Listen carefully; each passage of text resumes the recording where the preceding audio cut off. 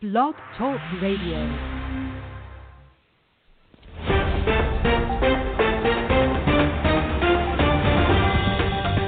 Welcome to Women Who Rock Investigate, an affiliate of Women Who Rock with Success. We report case studies in the areas of policy and government, medical malpractices, health pandemics, biotech and fracking, global climate change, prison, and police reform, and more. Our topics are covered around the latest breaking news reports in the U.S. and around the globe. We can be heard on Spotify, Google Play, Google Podcast, TuneIn, iTunes, Podbean, Airtime Pro, and SAM Broadcasting radio stations, and more. Our hand-picked experts on the show provide credible information from their fields of experience. Join us on Thursdays at 10 a.m. Central Standard Time as we discover the latest in news reports. Now join us live in the studio with our show host, Mrs. Diane Winbush.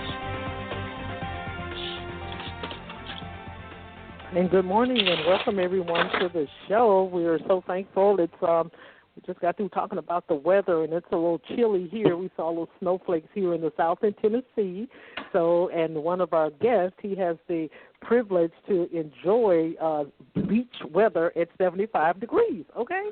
So some of us are just still going through a little chilly temperatures today. So anyway, this is your show host, Diane Winbush. Just wanted to have a little fun with you because everybody's kind of trying to get over the COVID-19, and that's what we're here to talk about. We're still investigating some things in that area, and sometimes people are still in fear of purchasing. And actually, this is the best time for individuals to be purchasing and buying a home. And then also we have been having some issues as well with a lot of tenants with landlords and the bill being passed. And I think when President Biden actually got signed into law, he pushed the actual date back in regards, I think it was March 2021 of this year, where individuals can be able to get some relief. So that's what we want to talk about. No one is talking about real estate.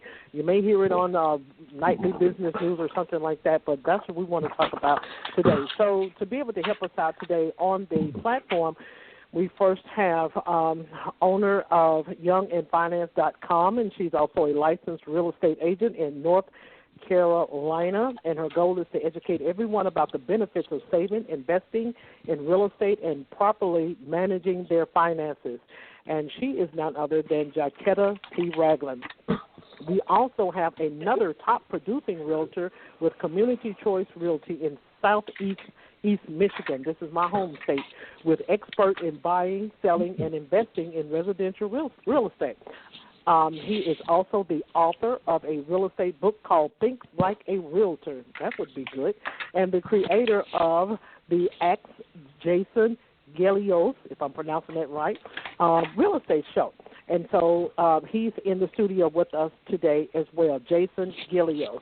And last but not least, we have founder and partner of Napola Yanta Attorneys at Law, and he has practiced real estate ever since 1997 and working in every aspect of the industry, from commercial, landlord, tenant work, and he's attorney, to national title insurance underwriters, and that is none other than Justin Napola. So good morning, panelists, and welcome to the show. Good morning. Thank you very much. Okay, perfect. So what we do, we always allow the guests to be able to introduce themselves before. Now, I've done an introduction, but give them a little bit more history as to how you came into the occupation of field. So we're going to start first with Jason, and we're going to let him be able to start with us and share with the audience as to how he got into his occupation of field.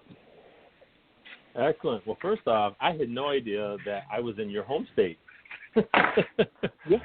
Yes, that's where I was born. Awesome. Nice. Okay. Very cool. Well, as you said, my name is Jason Gelios. I am a realtor, media contributor, author of Think Like a Realtor, and pretty much it. I got into, about probably 15 years ago, I got into the lending side of real estate. Had a good stint with that, got through the recession and all that.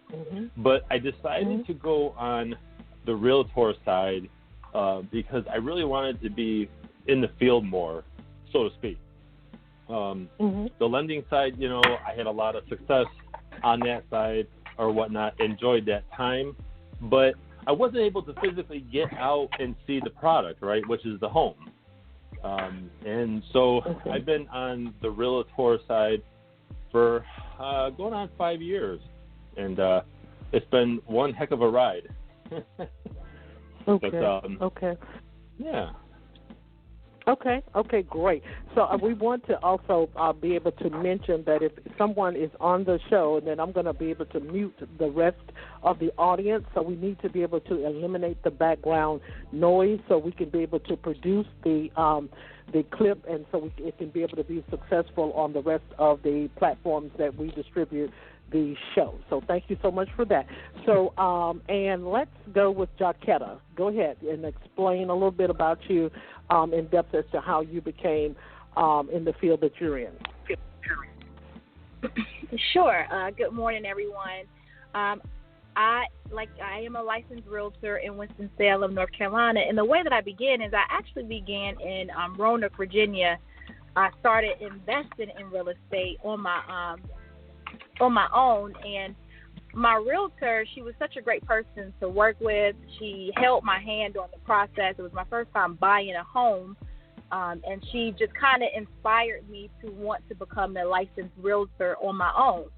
So I purchased my first home, and then I purchased an investment property, another investment property, and then when I actually relocated to Winston-Salem, North Carolina 5 years ago, that's when I became a licensed realtor here. And then on the personal finance side of things, I've always had a passion for teaching individuals how to manage their money correctly, how to make the right choices, how to keep their credit good, and how to repair their credit, since I experienced bad credit firsthand. So it became a passion of mine around my 20s when I had a conversation with my pastor, and he said, listen, once you start working on your credit and look into purchasing real estate. So I kind of can give him the credit to kind of opening my eyes. But once I took what he told me and learned, it gave me a passion to help individuals do better when it comes to their finances. And so now I'm on the real estate side of things. Also, I do some personal investing, and then I also help buyers and sellers with their homes. So okay, perfect. Thank you so much. Everything in a summary. No problem. Okay, great. So Justin, go ahead. Sure. Good morning. Thank you so much, Diane. I went to law school with the intention of going into the FBI. My dream was to catch bad guys and make the world a better place. And when I graduated law school and passed the bar, I had met my wife while we were in law school, and so we got married and settled down in South Florida. And I went through the whole application process with the FBI, and it was great. They flew me up to D.C. and did all this fun testing. And then they said, congratulations, you're moving to Michigan. No offense to you, Diane or Jason. I'm sorry. I'm sure Michigan is a wonderful place. I said, yeah, I'm not doing that. Fortunately for me, my family had been in the real estate industry for a long time, so it was a pretty easy transition. I had the opportunity to work for a few developers, for a title insurance underwriter, and then about a little over 4 years ago, my partner and I decided we were going to go out on our own, start our own thing, and that's when we formed Napoleonta Attorneys at Law. And that's how I ended up here today. Okay, great. Awesome. So we're going to start into the Q&As, and we're going to start with Jason, since you have the background in the area of as a realtor and what you do. Right. So tell us a little bit about where the real estate is at right now. And excellent. Well, regards to the APR. Absolutely. So we are seeing, as everyone probably has heard all over the news, that we have record low mortgage rates. And so what's happening with that, which I believe we're hovering around 2.8% without paying anything extra to get that down. But, what we're seeing that cause a huge hyperactive market out there. Matter of fact, to give you an example, normally in our rural areas, which are about an hour north of Detroit, to kind of give you an idea, rural homes were sitting on the market longer just because of the life choice. Somebody has to want to live in the rural area.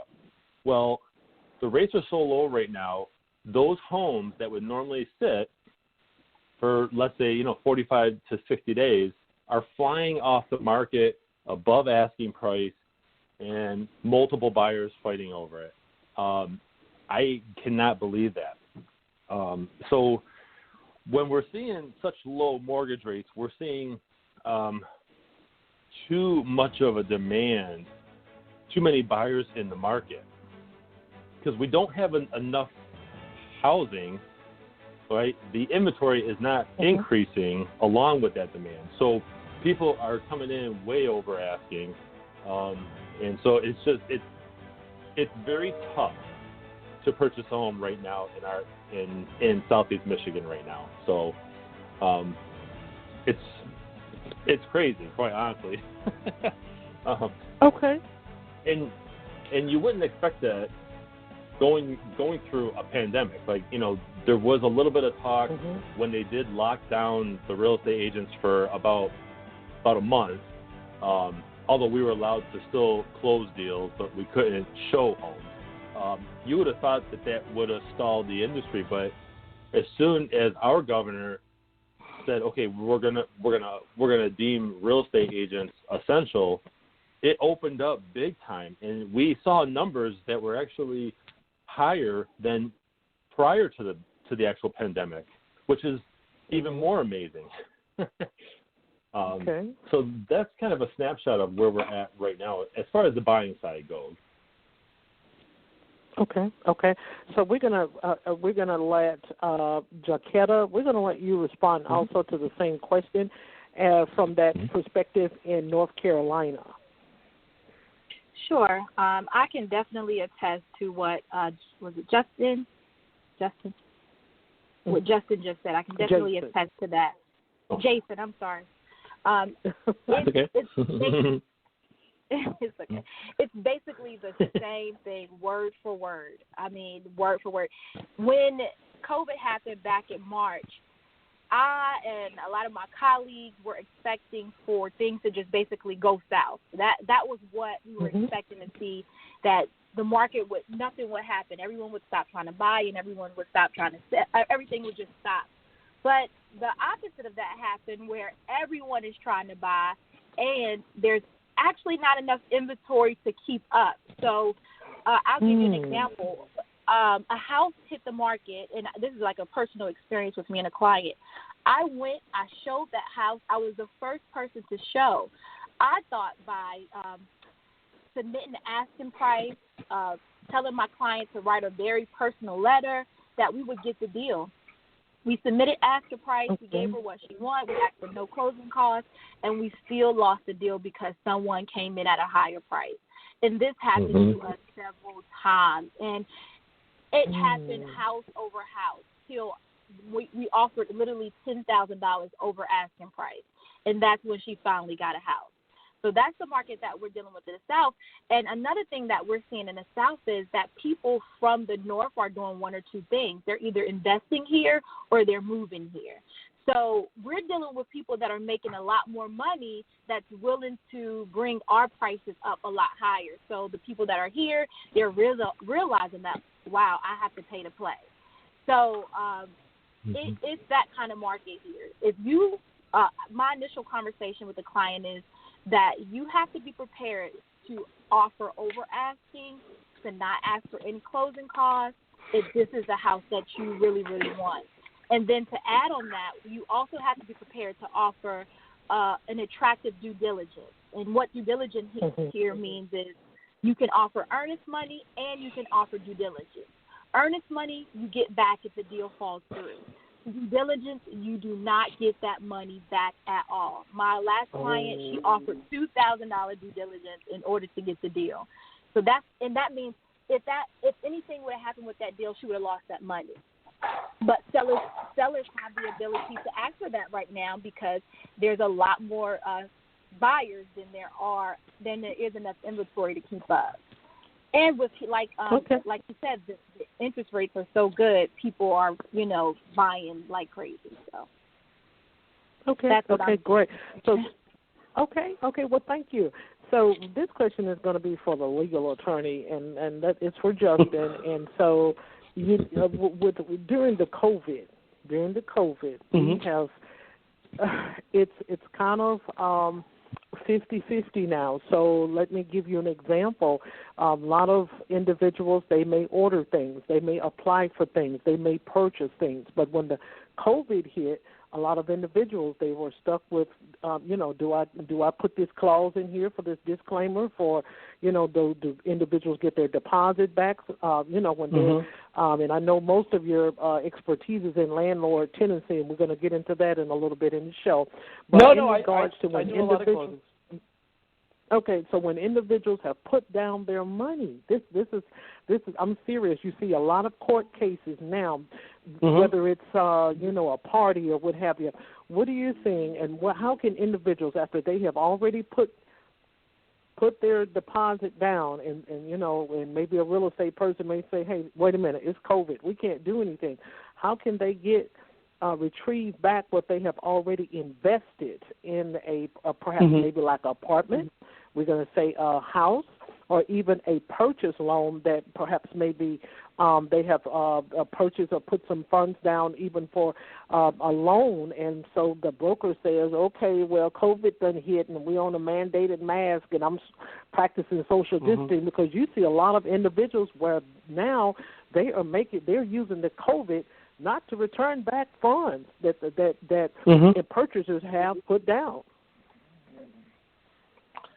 I hate to give the lawyer answer that we always give, but it really depends. It depends on the individual. It depends on the contract. It depends on if the buyer is trying to get out or if the seller is trying to get out, and how come. I'm sure my friends up in Michigan and North Carolina can attest, property is selling so quickly, sellers want to get out of their contract because they find out they could get more a week after they signed. And they're sometimes very disappointed to find out that they cannot get out of the contract once it's been signed, just because they may be able to get more elsewhere. As for the buyer, I can only really speak to the standard Florida purchase contract, which does have what's known as a force majeure clause in it. That means that if there's basically an act of God that will delay the closing, then you can be given extra time to close. It has not been litigated yet, and I realize it's been almost a year now, but it still has not worked its way through the courts whether or not the pandemic constitutes an act of God. It's not a hurricane. It's not, some weather phenomenon that we're used to. So it's still a little bit of a question. I assume most of the big realtor associations around the country are doing the same thing Florida is doing, which is trying to clarify future contracts to include things like pandemics and governmental shutdowns. I know Florida is even putting civil unrest in there in case you can't close for whatever reason. They're doing their best to try to address those issues in the future. If it's if it's just something like somebody, which I've had a number of times where the buyer or seller catches COVID and can't close on a particular day, they're in quarantine. That's happened quite a few times lately. Fortunately, both parties have been able to work it out and have generally been pretty understanding. Buyers want to get the properties right now. If it's going to take an extra week or 14 days, so be it. Sellers generally know the they're not going to be able to sell the property again, and they're going to end up in litigation if they refuse to close because somebody got sick. So it is happening, but it's, knock on wood, it's been working. It's been worked out generally pretty amicably in most cases. And I think, the associations between the realtors and the lawyers are working it out to prevent issues in the future. Okay, great. That's a fair answer. So this question is going to be to Jason, and we're going to get into the executive order that Biden had signed, according to the Washington Post. Okay, and so this question is for Jason. What does that mean for those that are in the middle of foreclosing and perhaps maybe have received in order to evict, and sometimes now here in the South, some of the property owners are still somehow overriding some of the legislation laws that have been passed. I mean, so how can a tenant or a property owner that perhaps maybe had to foreclose and they maybe have, in the process of being evicted, how can they protect themselves? Right. Well, as far as that part goes, it's such a hard, I guess, a gray area. Some lenders, some property owners actually are still pushing the foreclosure, even though there is a ban that was actually extended recently to March 31st, I believe. So we're seeing in some states, not Michigan as far as I know, but in some states they're still ignoring the ban. And I know that there are some repercussions for doing that. The problem is with everything going on, it tends to back them up. Now, what I mean by that is, during the last recession when I was on the backside of a bank, I got to see essentially the inner workings of a bank dealing with literally homeowners mailing their keys in saying, I can't pay my house payment, take the house. And they're, and you would see files stacked up. They would use dollies, and they would have people bringing files to the attorney's office, and they had stacks of them daily. And so the question is, do they catch it, and can they do something about it fast? That's the part that would be interesting. But, I do see that this is a short-term Band-Aid. I know it's a way for Congress to try to figure out, okay, how can we come up with a long-term solution? How can we help these people? And I don't know if there is a long-term solution. I think that in a nutshell, having more time may help out people who are dealing with hardship. They estimate that first off, 107 million people live in a rented household, and over 10 million, roughly, are experiencing hardship. That's very hard to stay on top of. And so, so this extension will help probably the majority of them. You may have some that unfortunately will slip through the cracks, which is unfortunate. But this may help out somebody. This may help somebody. In Michigan, our restaurants are able to open on February 1st to 25% capacity. Many people will start to make more money. Maybe we're on the tail end of this pandemic. Maybe we're not. But, as we approach spring, things will get a little bit easier. People will be outside. And so I think this will help people, probably the majority of people. And, of course, this is my opinion, but it may help them catch up and make their payments.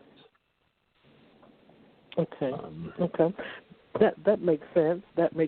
And that's going to lead me to the next question for Jaquetta. Right. in regards to the stimulus package. It's another one that's coming out for Americans, and which individuals are, excited about that. Plus, individuals, some of them haven't even gotten their first stimulus package, because I'm pretty sure it can be hectic with the IRS trying to distribute the first one and the second stimulus packet, and then all of us, and also the regular income tax of the homeowner or resident or citizen of the U.S. Is, going to get repaid for that. So, Jaquetta, do you think that that's going to be able to help? Do you see a increase in individuals coming? Because right now, even though they are saying on the news, different outlets report different facts. So individuals are afraid at this time, even though the percentage, ARP, the percentage rate is low for purchasing a home. They are still afraid. Do you think that this will be able to help them to say, well, I have some extra money? Because I heard on, I think it was Good Morning America yesterday or this morning or something, where the purpose of Biden distributing or issuing another bailout or stimulus package is to get the economy back stirred up, as far as people, buying and investing and whatever else. I'm pretty sure they may not be investing. They're probably going to be purchasing. So what do you see in that area?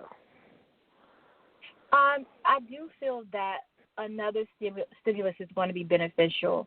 I was asked that question in a different context. Should it go to businesses or should it go to individuals? And right off the bat, my response was that it should go to individuals. Because if it goes to the businesses and they're just reinvesting in their business, but you don't have any consumers to purchase, then eventually that business is still going. You're still going to have to lay people off because no one is shopping. So therefore, we need people to go out and take their families out to dinner or order in, whatever the case may be, or to have that away vacation where you're just maybe in by yourself, you and your family, but you're still buying, you're still stimulating the economy, you're still living somewhat normal and feeling normal, which is going to cause you to do what? Spend normal. So if we can get some kind of assistance, I even heard that there was talks of doing $300 per month per dependent.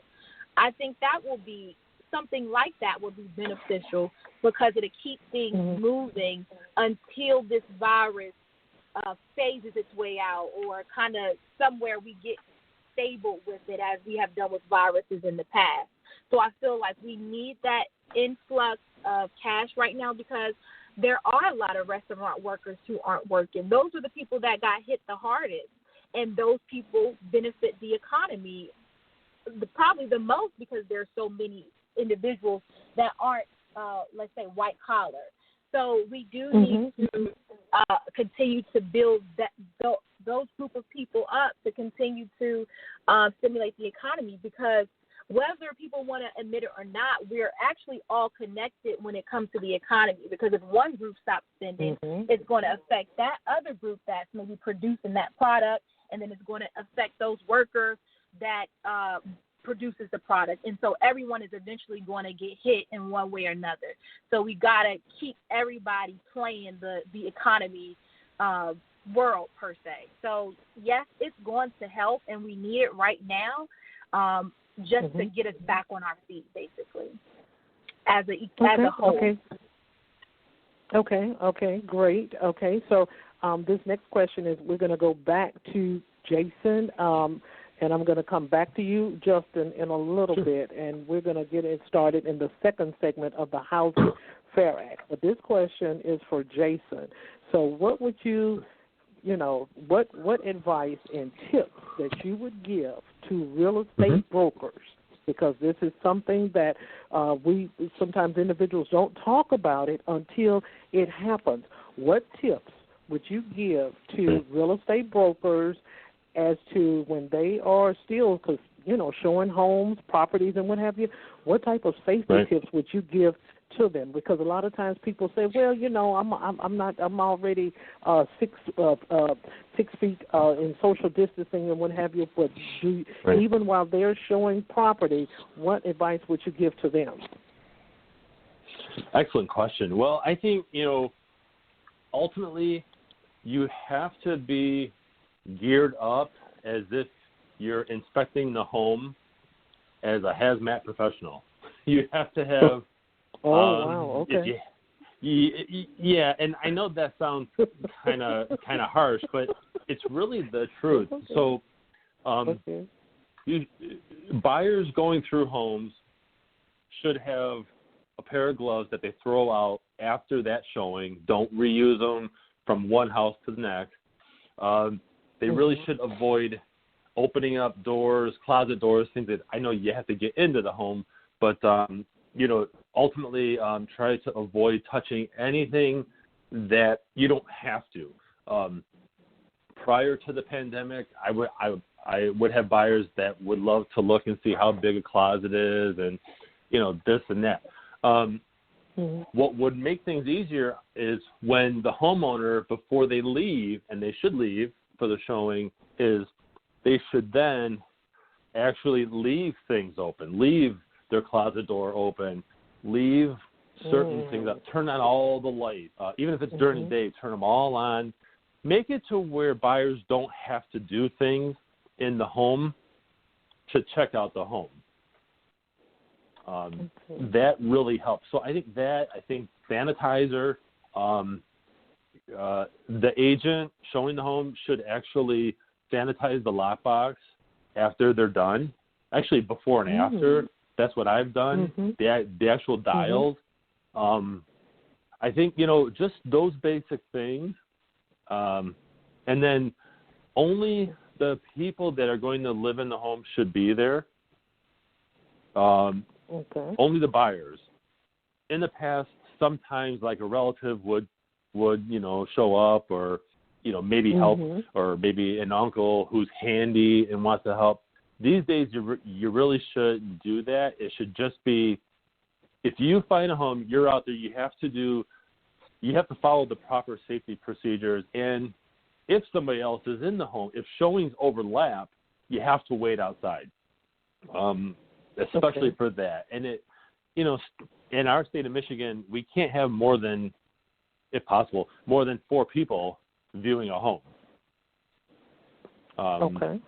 And that includes the agent. So just doing those basic things will help make sure that you're not spreading something that, you don't want to get in general. So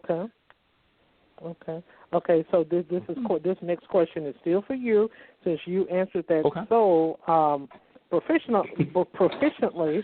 So in regards to we're going to say protection, what is it that you would recommend? So take, for instance, you're selling a home and we got the COVID going on. Do you ask the seller, which that's perhaps maybe is a personal question, but I'm pretty sure that the buyer would want to know that if someone was living in the home that had COVID, So is that something that you are allowed legally to be able to ask the seller? Is anyone in your home had COVID, or is anything contaminated, or what have you? Or do you have maybe like a crew or something that may come in and sanitize the home before anybody comes in to be able to look at it? How would you recommend that? As we're talking on broker to broker now.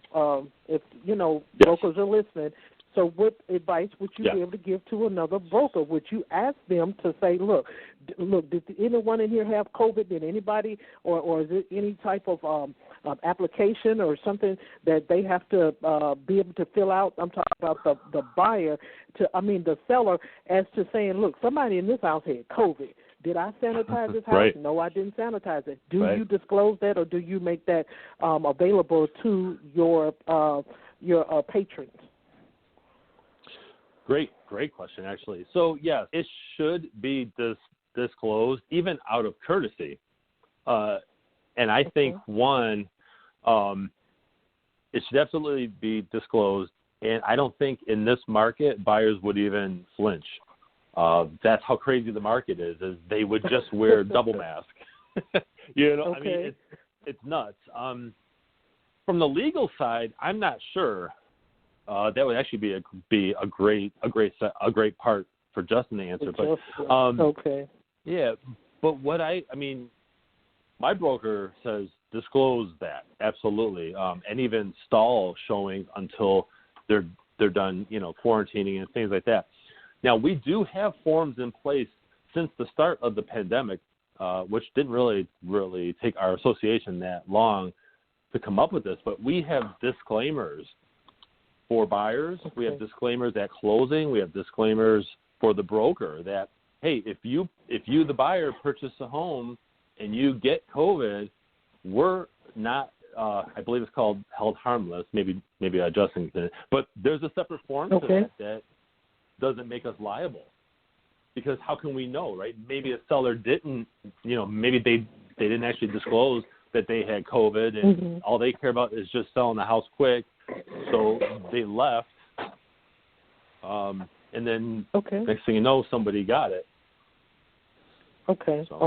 Great question. Okay, so that's next. That's the question that is going to Justin.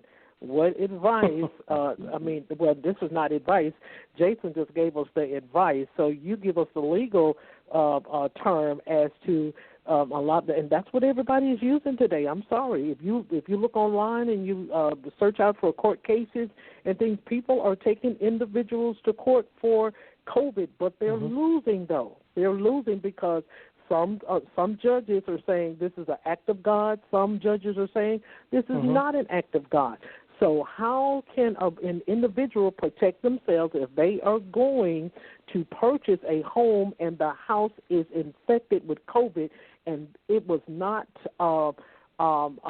disclosed to them, they didn't know, or perhaps maybe the broker forgot to ask the seller or what have you?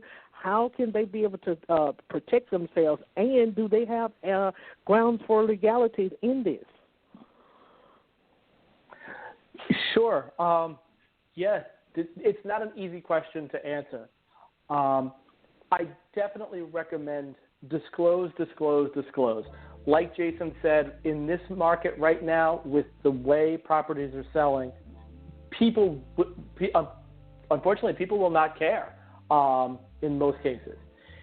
It is a good idea to have an attorney write up some sort of liability waiver and some sort of disclosure forms so that you are protected, but that may not prevent you from getting sued.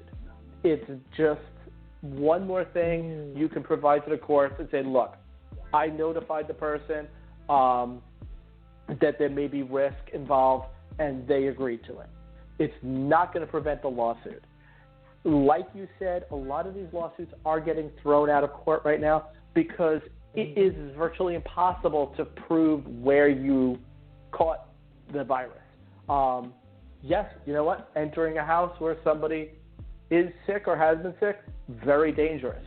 There's also a million other places the person could have caught it. I know, the federal government is trying to work on some sort of liability protection for more so for corporations than individuals, but I think there will be some sort of individual protection.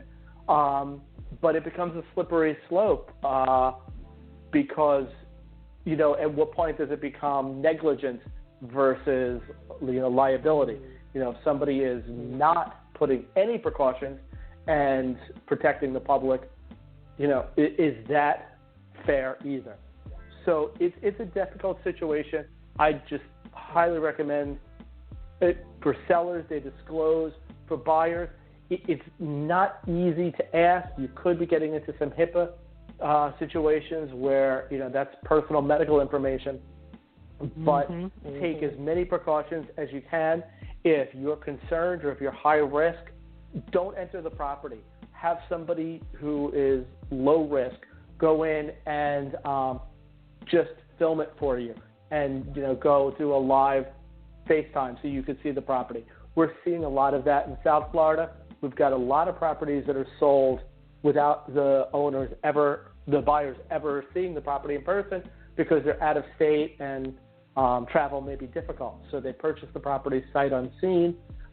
I'm also having brokers that ask me to write up some waivers for them because they don't want to be responsible if the person purchased the property sight unseen and then it's like, oh, well, wait, I didn't know about this because I didn't actually view the property. So that's another thing to keep in mind. It's really just as much information as you can get. That's the way to go. Okay, great. So we know that every state is different, and also every real estate agency is different. So we're going to get your take on that, Jaquetta, in the state of in your area of North Carolina, in regards to the precautions that you all are taking in regards to this COVID, because as Justin just stated, that's what they're doing. They're doing virtual viewings now, where you can be able to look at property, online and what have you, and then individuals. And I see a lot of court cases behind that. I'm an investigative guru. I'm sorry, but I look at a lot of cases online, and I see a lot of individuals are being sued because of being virtual as well. It's just everybody just going crazy with the COVID. They're filing lawsuits and they're still losing. Because that's what they agreed to. I agreed to do this virtually, and the judge will tell them you're responsible for making sure that everything is on top, with that house before you put your John Hancock down on it. So share a little bit about it in your location. Well, I haven't really experienced any pushback or anyone kind of being concerned. We're always wearing a mask here. When I'm going into houses, I'm wearing gloves because I know I'm going to be opening doors and touching different things. I have done a few virtual showings myself, and I try to point out as much as possible during those virtual showings. But I haven't really faced any issues personally per se. But I do always advise my clients, do you have a mask?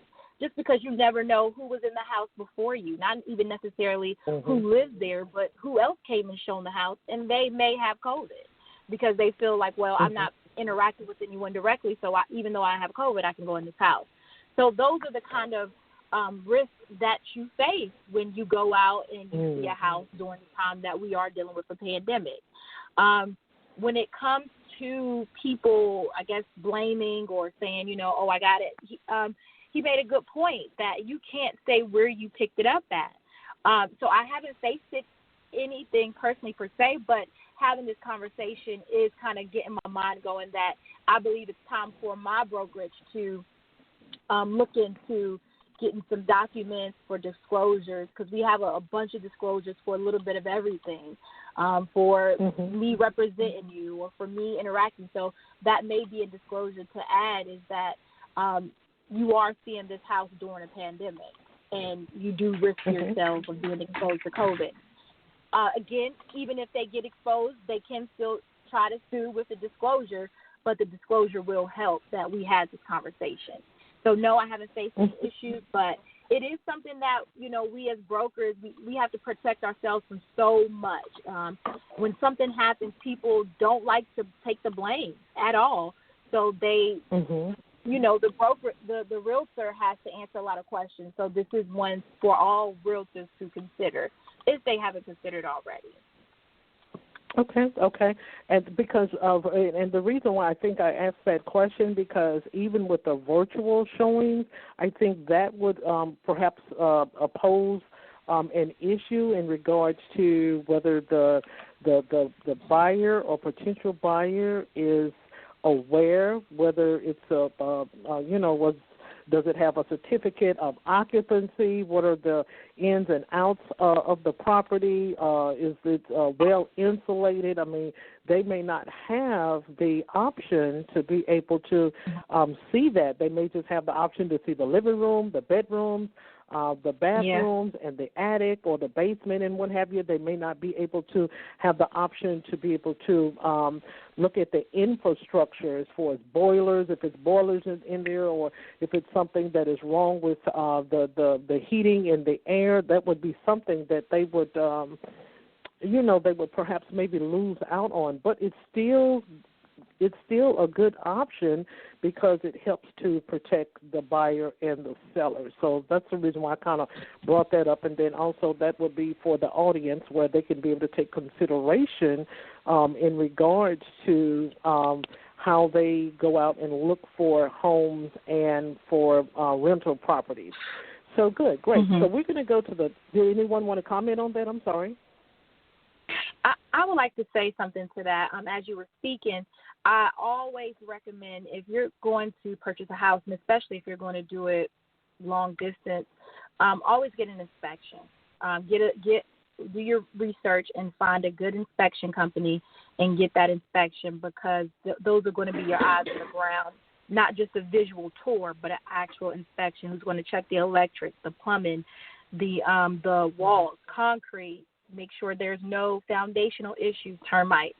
So you want to get that in every case, basically. Okay, yeah. So the responsibility of that will be on the buyer, not the seller. Is that correct? That is correct, definitely, the buyer. Okay, great. That's some very good answers that you all have given for that segment. So we're going to move to the next segment, and we want to talk about the Housing Fair Act. Now, we know that brokers also find rental properties for tenants as well, and so we want to get a little bit information into that. And so if we could get Justin to be able to share with us a little bit about the Housing Fair Act and would it kind of take us around some areas into the bill as to what it means, because I'm telling you, you have property owners that are just not aware of what their rights are, and the tenants are not aware. The tenants don't even know that if they're renting a home, they can be able to have access to rental insurance, through their automobile, provider or what have you. And so there are a lot of things that individuals do not know when they're renting a home. And then there's a lot of things that a landlord does not know what he's supposed to be providing as a landlord. It's just a lot of chaos that is going on. And so right now what everybody is doing, since it's a chaotic situation on just about every topic that we deal with in America, we blame COVID for it. And so we want you to be able to share, if you would, a little bit about the Housing Fair Act, who it applies to, and why it is important for both sides, the property owner, which is the landlord, and the tenant, to abide by the act. Sure. This is a passion of mine. I actually sit on the local human rights board, so I am pretty involved in fair housing. As you mentioned, it does apply to landlords, but it applies to everybody in the real estate industry. It's going to cover lenders, it's going to cover realtors, it's going to cover landlords, it's going to cover sellers, and basically on a federal level, there's 7 protected classes. There's race, color, religion, national origin, familial status, disability, and gender. Those are all protected at a federal level. Now, a lot of states have additional protections, including age, and age is kind of a funny one because the federal government does protect over 60, but a lot of states will lower that age to 18. Many states protect based on sexual orientation, so it does vary from state to state, and even from county to county. So it's really important that you know your local ordinances. Down here in Broward County, where I am, we've expanded the Human Rights Act to protect 16 different categories. And what happens is, unfortunately, once the act went into place, I don't want to say unscrupulous attorneys, I'll call them overly eager attorneys, started sending out what were called testers, where they would call realtors and say, I am locally source of income is a protected class. So Section 8 housing, which is low income housing, is a protected class down here, people would call the realtors and say, hey, I have a Section 8 client, will you rent to them? Or I am on Section 8, will you rent to me?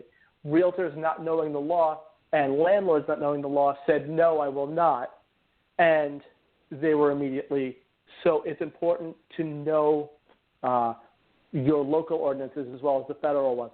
I like to think most people are smart enough to not discriminate, and especially not to do it openly and say that, but unfortunately people do, and it's important to know the laws and at a federal level as a locally, because you want to protect yourself. And you don't, maybe it's just me, you don't want to discriminate. Why, exclude a potential buyer or tenant for, a silly reason?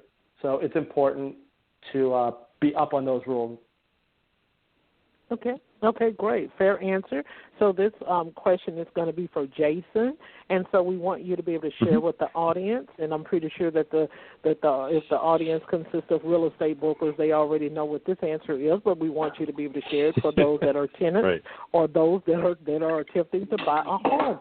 What does it mean when it says certificate of occupancy? Which a lot of go ahead. No, I'm sorry. Go ahead. Which a lot of property owners try to obscure that topic from renters as well as property owners.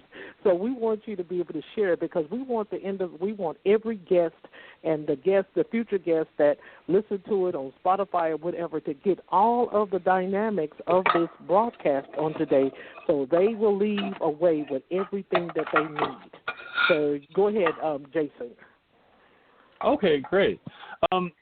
So where I come, so first off, a certificate of occupancy, it's basically a document for rentals and investment property owners. So I have seen where some, like on the other side, where I was actually representing the buyer or somebody who wanted to do a lease, where that landlord did not have an accurate C of O, they call it, right? Certificate of occupancy. I've seen that where the local city doesn't know that, it's a rental.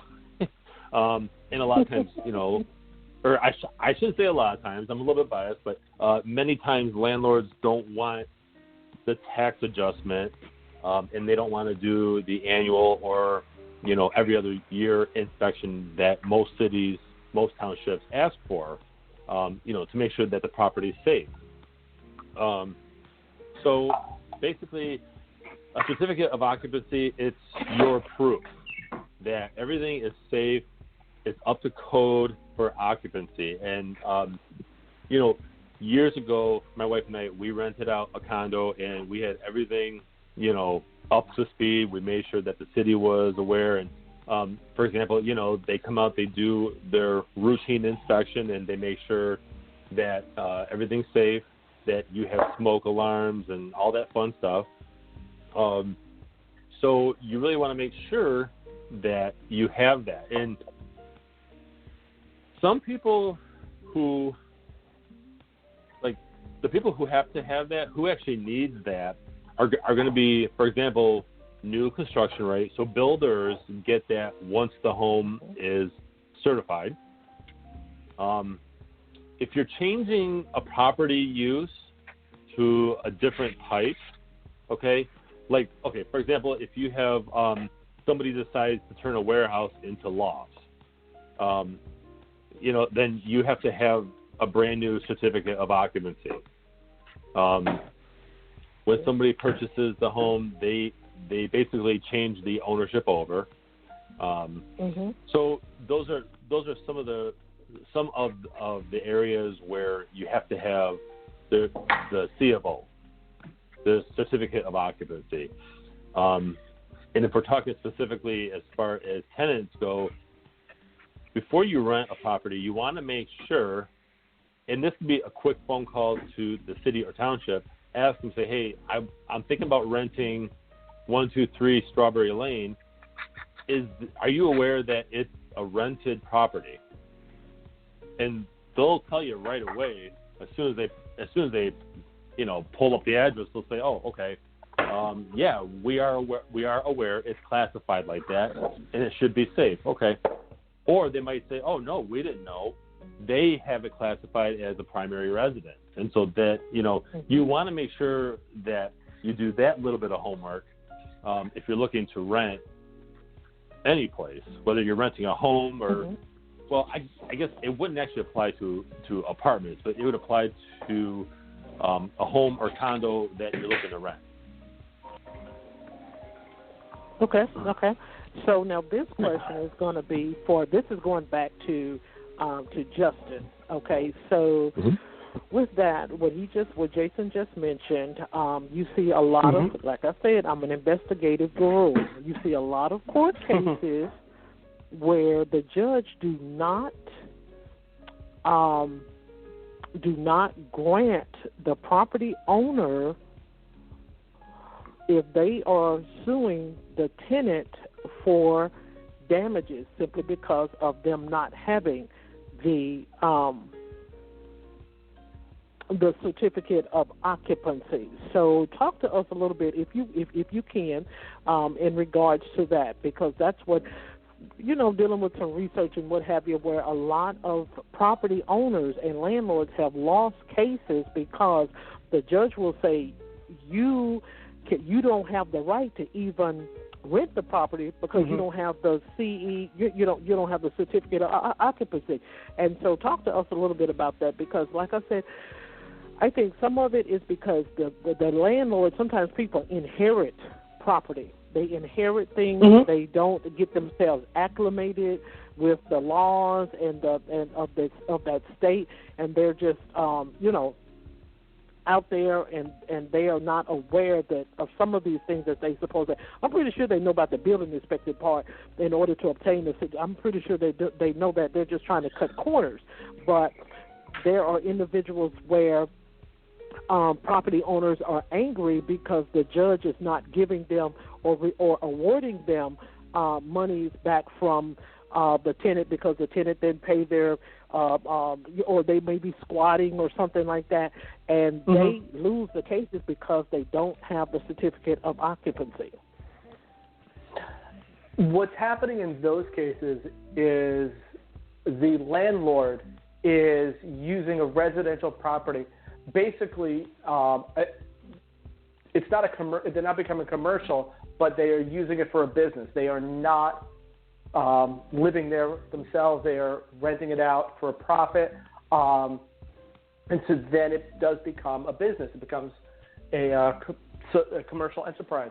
And so what's happening is the judge is looking at and saying, you didn't do, you could live there yourself, no problem. That could be your homestead. But if you're going to rent it out to other people, there's going to be different requirements, both locally and at a state level. And one of those things that may be required is a certificate of occupancy, and which is set up to protect the tenant. Things like Jason said, like smoke alarms, or maybe making sure that the proper exits are set up. And so the municipalities are looking out for the tenants' rights there, their safety, making sure that the building, the house that they're, or a condo that the person is living in is up to code and is safe. If the landlord or individual property owner was just living there themselves, this wouldn't be an issue. But because they are inviting outside people to pay them to live there, it raises it a different level. So that's why it's important. Being a landlord is not for everybody. It is not easy. And if people don't pay attention and follow the appropriate rules, it could cost them in the long run. Everybody thinks it's real easy, get into real estate, make $1 million, and you need to do your homework first and get proper advice from quality realtors and lenders and attorneys. Okay, great. So we have learned a lot today in the podcast in regards to real estate. You have heard it on every basically square or corner or direction of the fence, because these topics are very, very important, and individuals may or may not know their rights, and individuals may not know the procedures as to, even with while the COVID is going on, you still have certain demographics where they cannot. I mean, everybody knows to wear a mask, but there are some other things that goes along with it as well. So we're going to get each of the guests to be able to share with the audience. And we're going to start with Jaquetta as to how the audience can be able to follow you, be able to get updated information, anything that you want to share in regards to your website, any books that you have published, or any upcoming events that you may be sponsoring in your area. You can do that at this time. Sure. First, I just want to say thank you so much for the opportunity. And then also I want to say that my website is www.younginfinance.com, just all together, younginfinance.com. And I do have an ebook coming out, and it's called The Ultimate Checklist to Buying a House. And it's just basically going down the checklist of all the things that you need to make sure you're doing before purchasing your home. Great for first-time buyers. Great for people that just want checks and balances. And I also have a Instagram, which is just at Jaquetta T. Ragland. And then I also have my personal site, which is JaquettaTRagland.com. So you can find me in any one of those avenues, and I'll be happy to help, whether it comes to you buying a home in Winston-Salem, North Carolina, or just wanting some finance tips. Okay, great. Okay, Justin? Sure. Thank you so much. I'm Justin Napola. You can find me at napolayanta.com, and I'm all over every social media at Mr. Napola, Nepola. Thank you so much, Diane. I really appreciate it. Okay, great. You're welcome. Okay, Jason? All right. Well, thank you again, Diana, for having me. Excellent panel. Great information. So my website is it's all about therealestate.com. On my homepage, I have all the links to connect with me on social media, to listen to my podcast, the Ask Jason Julius Real Estate Show, where I answer questions that I get all the time. And once again, thank you so much for having me. I really appreciate it. Okay, great. I thank you all for taking your time out on your busy schedules to be a guest here, to be able to answer questions for real estate brokers, attorneys, as well as renters and landlords. So everyone have a great day, and for all upcoming events, or you can go to our Facebook page, Women Who Rock with Success, and we're also on LinkedIn as well as Instagram. And you can go to our website at www.womenwhorockwithsuccess.com. Thank you so much, and everyone have a great day. You too. Thank you. You too. Thank you.